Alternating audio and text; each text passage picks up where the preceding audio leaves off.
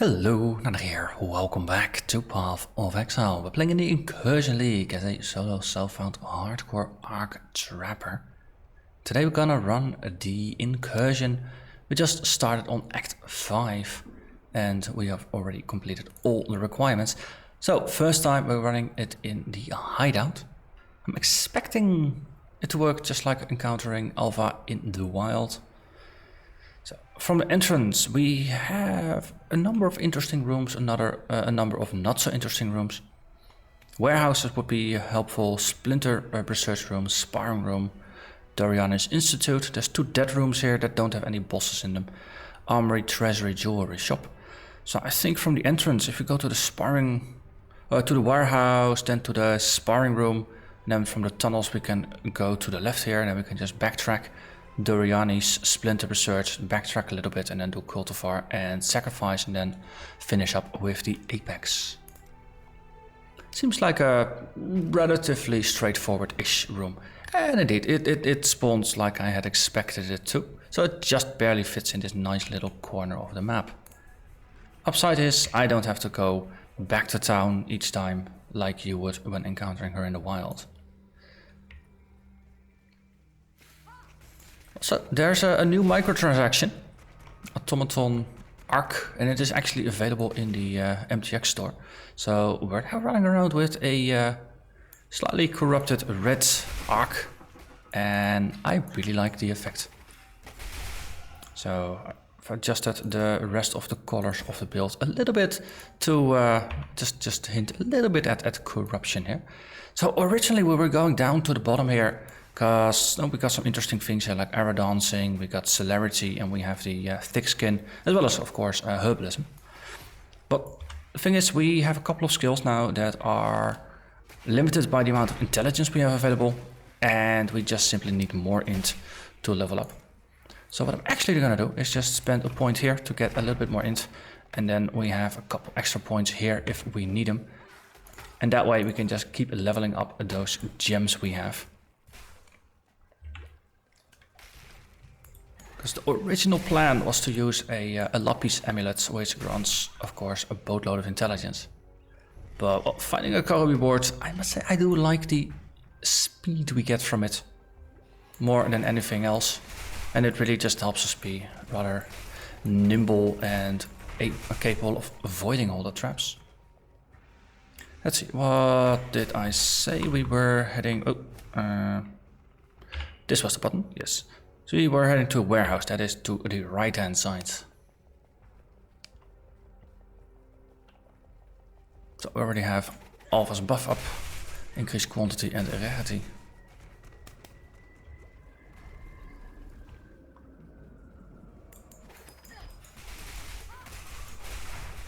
So one of the masters on their daily missions sold me a Immortal Cold Gem. So that is now linked with the Enfeeble and cause 1 damage taken.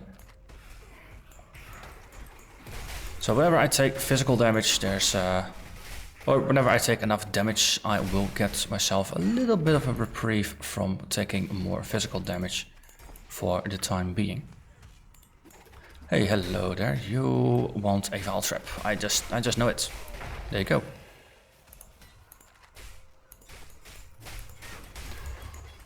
Oh wow. We got some prophecies. Any good? Graceful Flames. Track down a powerful flame sentinel. Okay, that is back in the Solaris Temple. Or ahead in the Solaris Temple, I probably should say. Unbreathing Queen in the Felshrine Ruins. Unbearable Whispers. You will slay Chevron. That's a little closer into the future. Yeah, you know what? Interesting. Can't. Already have one. Funny, never realized. So we got a backup for that one. We can just run the area over and over and over again. Let's see, one thaumaturgy vessel. Yo, there we go. I'm really enjoying the amount of quality gems that we're getting here. Multiple traps. Double strike, calling strike. Oh, stop attacking me. Siege Ballista, curse on hits. Flame Golem, Rallying Cry, Shock Nova, and Vile Toxins. So none of them are helpful, which just means I can sacrifice them and turn them into quality gems. Orb of fusing. A bit of quality. So what room was this again? This was the warehouse. Just random chests with random nice drops. Ooh, Remnant of Corruption and the Essence of Anger.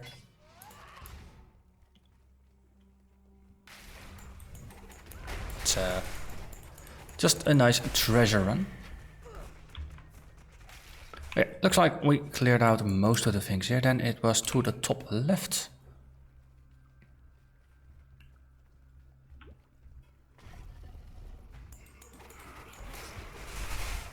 Push.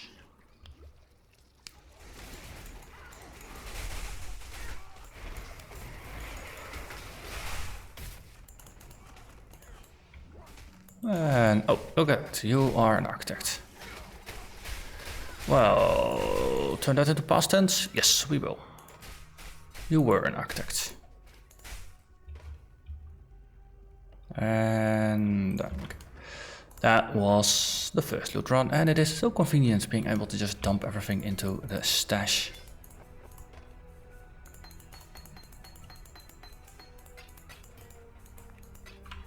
And then we go in again.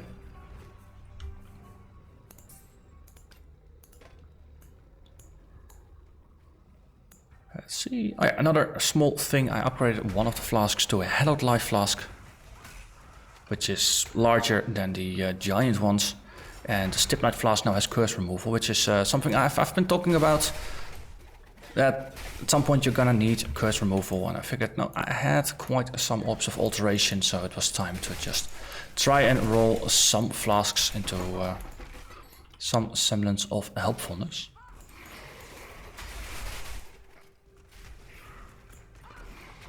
Especially though with Innocence and Kitava just around the corner.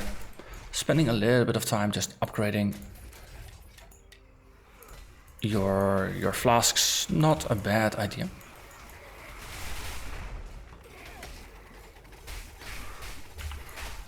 Okay. Another room roughly cleared, so top left it is, that's gonna be over there.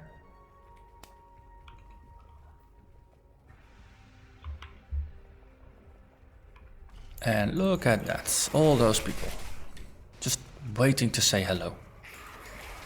Well, I've got my gifts for them. Red lightning will be theirs.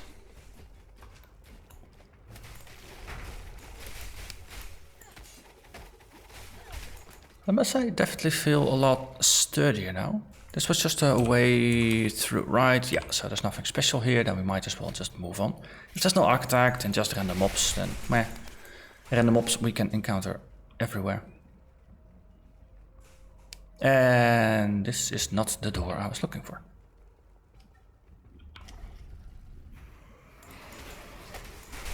Ooh, a guard vault. I like it.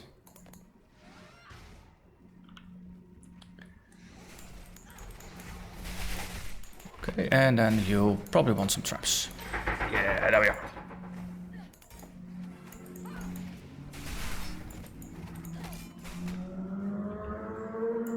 Another vault. Plunder all the things. I'm looking forward to the fight with the Omnitect.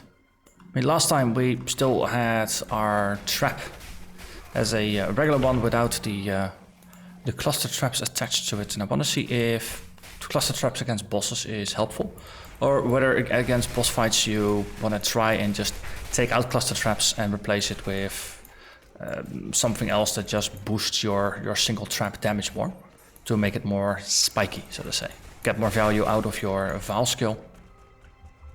Oh, again we are overflowing, so let's empty the pockets. This is definitely more convenient than having to go up and down via town. Okay, so we are now in the armory, so we want to head over to the left to the treasury. Have we defeated the boss yet? So there's at least these guys.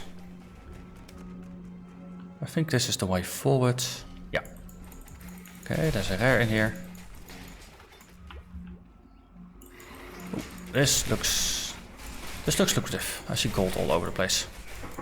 Usually, yeah, that's a good thing. Okay. Right. Yeah. So we gain a boatload of life regeneration from throwing the traps.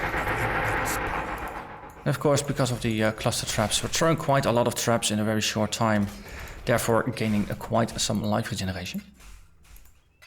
So it's fairly safe to assume that most of the time in combat, we're just regenerating 20% of our life per second. Therefore, within 5 seconds, we're going to be back to full health, which is not a bad situation to be in. Ooh, heat shiver. A fire and cold themed helmet. There we go. See, just regenerating over 300 life per second, because of course we have the golem stacking up here. And indeed, heat shiver, fire and cold resistance. There's a nice evasion on here. There's nice mana regen on here. And cold and fire damage are increased if you have used the other skill recently, or the other elements recently. Unfortunately, we're all lightning and physical based here today. So the bonuses on the bottom side doesn't really apply. And this one does have a lot of life on it, and of course we do have the temple mana bonus. But if we didn't have it, this would not be a bad one to equip. I mean, evasion and mana regen and double resistances are pretty solid this early on. Okay. Stone coffers. Ooh, there's some cards in here.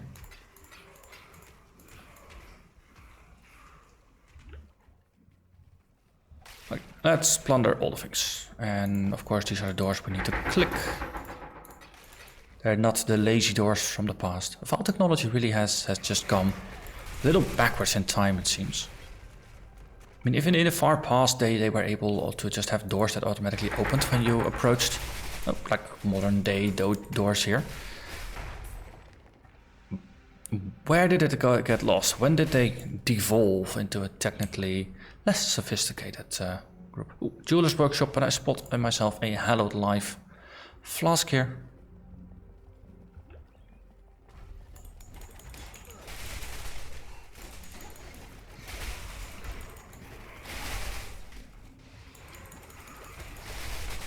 Okay, let's throw some bad traps at you. An orb of immense power. It's another hallowed life there, but I already got one, so might as well enjoy that. So this was the jeweler's room, I think.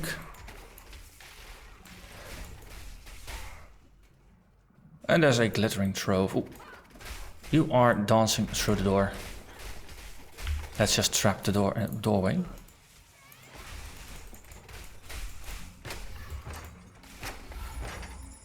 Okay, some nice rare things.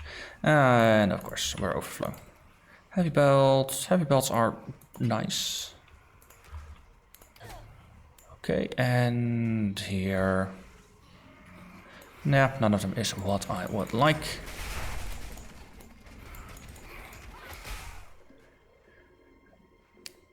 A glittering trove.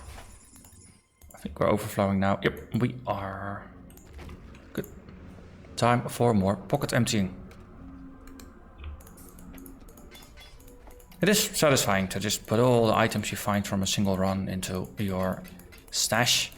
So at the end it's like, I found all of this. Wow. Got quite a lot of transmutes out of it as well. Still 2 more portals remain after this, so we're still in a good state. But I do think we are done here. And this was a closed door. That is the downside. We now have to navigate, so back to the treasury, then to the armory, then to the tunnels.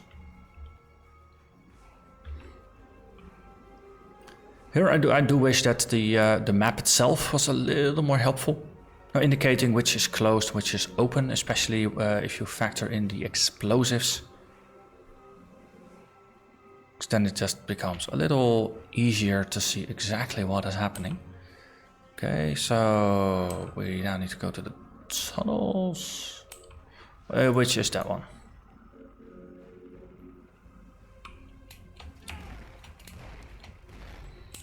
Okay, we're now in the tunnels, then we want to go up to the cultivar room. But there's enemies here, so let's stop focusing on the map for a second and just focus on killing the enemies. Yeah, there you are. I think you did. Quite did.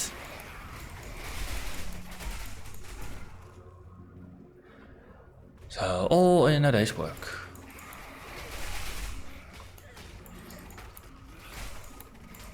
Hehe. Can't catch me.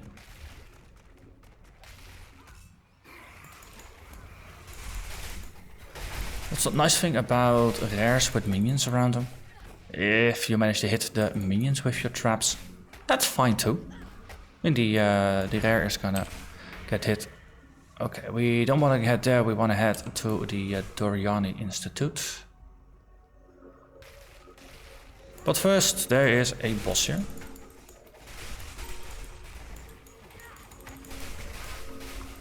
Okay, you're casting very large looking spells, I'm not a big fan. Also, there's some corruption around here. Again, not a big fan. Okay, so we'll just keep the Immortal Call at level 0. We're not using endurance charges, so leveling up endurance charge or Immortal Call, all it does is increase the strength requirement without any additional benefits. Okay, this is the tier 3 gem room. And gone you are.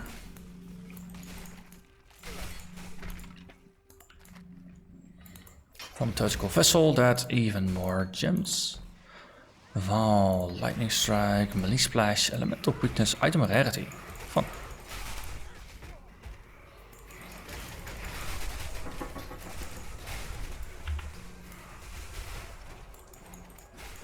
Item Rarity is also one of those gems that if you don't really need the additional damage, because you're already doing way more damage than you need to, and you do have an extra link available, just toss it onto your main skill and free extra rarity, so the quality of your loot drops goes up.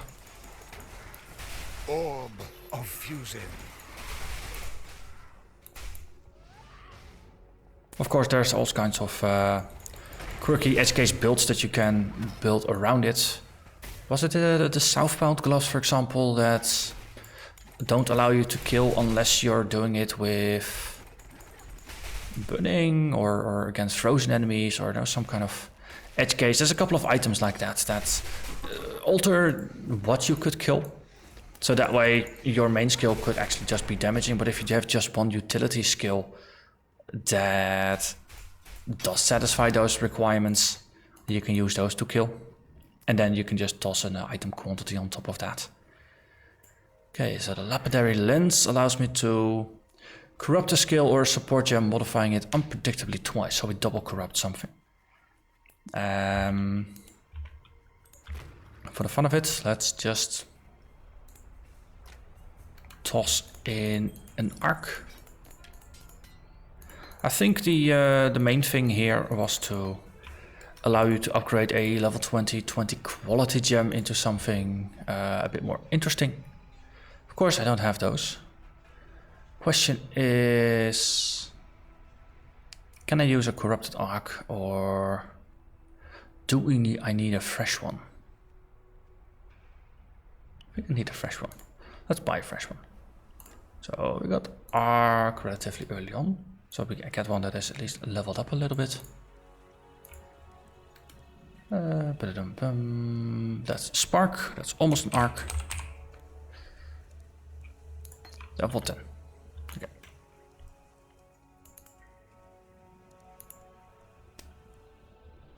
Let's see, empty the pockets and then we go in. We have one more portal, so now we have to be a little bit sparingly with the returns. Oh, we used this one on that one. And now we have a level went down by 1 and it just got corrupted. Nothing really special happened to it. So this is the ultimate dice roll, I suppose. So Splinter Research Lab, that is going to be more fun for me.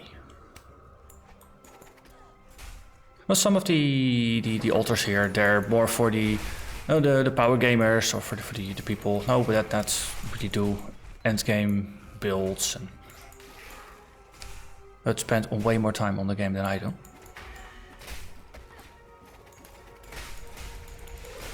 Well, I see purple stuff. I like purple, but not when it's trying to murder me. Also, let's not pick up all these large items. Also, yeah, that's just a rubbish gem now. I don't really care. Class stands. That's splinters. Every time here I'm reminded that I just need to tie that up still. The all net all. But I should just walk over them, can't actually trap them. And there should be another hand in the bottom here. Splinter socks off. And that is that. Now we can walk back to the cultivar chamber and then we head over to the left hand side. That is that room. Crystal Scepter. 30% elemental damage, that's not a bad thing. And this, yeah, we did kill the boss, didn't we? I think so. Looks like we cleared most of the room here. Oh, hello everybody.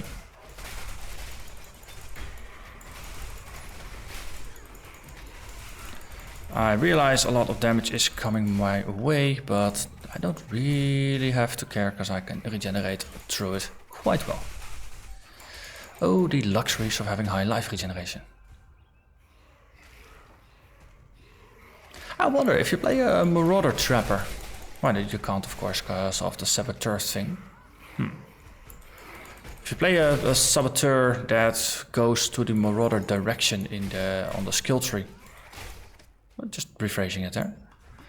Picking up the 11 or so % life regeneration you can get there. You can stack your life regeneration quite high, over 30%. Sacrifice a unique, yeah. Don't have one, forgot to pick one up. It's the last room before the boss fight, so don't really need it. So we'll clear the room, we'll pick up a random unique. There's plenty of trash uniques to sacrifice. It's only a tier 1 room, so this unique could roll into anything, presumably based on the same item level.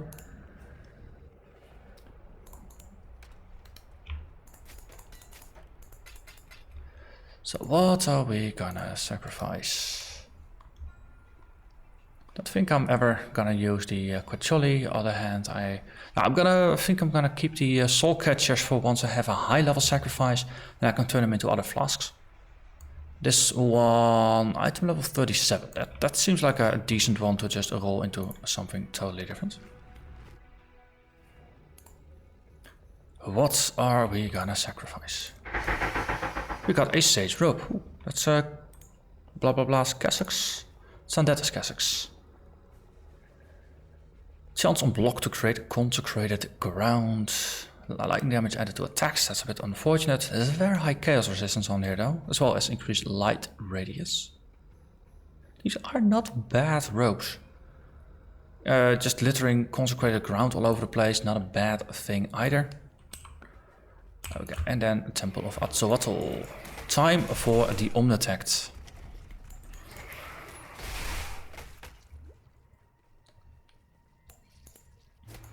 Okay, hello. So, bad trap, bad trap, bad trap. Throw all the traps. Okay, this one is large enough that it's gonna get caught. Okay. Just throwing the traps all over the place.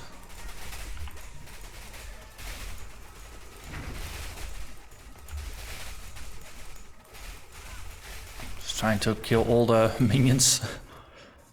Okay, bear traps. And more of these traps. And look at that, he's dead. Ding dong, the thing is dead. And we got a whole one item. It's a shield, different kind of shield. It's the Atzoatl shield. Chaos resistance and reduced chaos damage taken over time.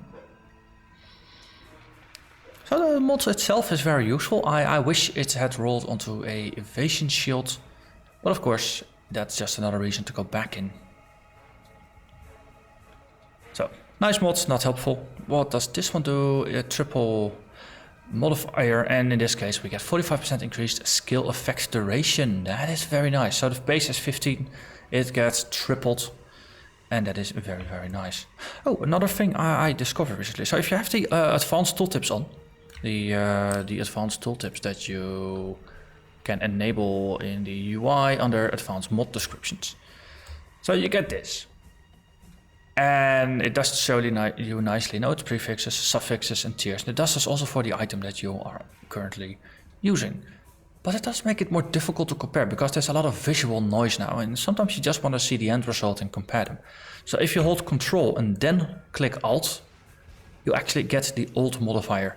It doesn't work in reverse. So if you have Alt up, you can't click Control to toggle it. You need to hold Control first and then then press Alt while hovering to get the old school comparison, so to say. And this way it's a little easier on the eyes. It's I just discovered it very, very recently. So hope that some of you didn't know it yet and might find it helpful. So this one's going to go into the stash. This one is very, very nice. Skills stay up for 45% longer. Something like a siphoning trap or a decoy totem lasts for a little bit longer. And of course, if your traps last longer, they stay up for a longer time and it's actually easier to reach your maximum, so you get a really big bang for your initial buck. Well, with that said, we have wrapped up another temple run. Got quite some loot out of it, so I'll get ready on some loot sorting. Gonna thank you very much for watching, and I hope to see you again next episode once we start on Act 5 on our way towards Kitava. Bye bye.